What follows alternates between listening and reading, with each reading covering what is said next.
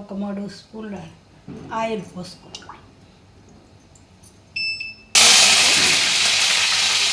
అందులో 4 ఉల్లిపాయలు, పచ్చిమిరపకాయలు మొక్కలు తరిగి పెట్టుకున్నాము, అవి వేసుకో.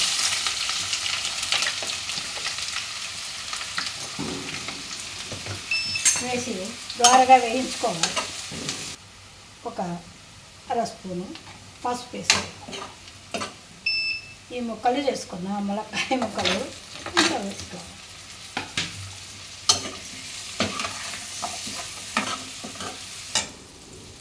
2 స్పూన్లు సాల్ట్ వేసుకోవాలి.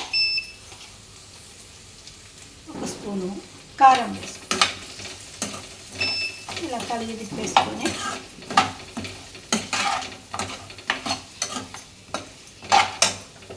ఒక 1/2 లీటరు వాటర్ పోసుకోవాలి.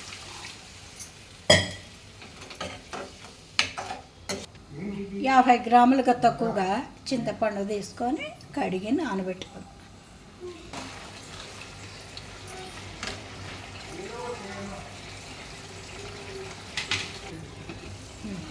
ఇప్పుడు ములక్కాడ ముక్కలు ఉడికాయి. ఉడికిన తర్వాత వేసుకుంటే పులుసు బాగుంటుంది. ములక్కాడ ఎప్పుడు ఉడికిన తర్వాతే పులుసు పోసుకోవాలి.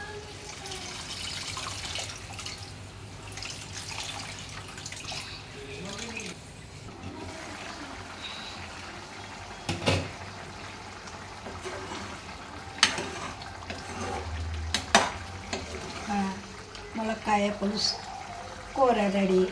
గుమగుమలాడే ములక్కాయ పులుసు వేడి వేడి అన్నంలో వేసుకుంటూ తింటూ ఉంటే చాలా రుచిగా ఉంటుంది.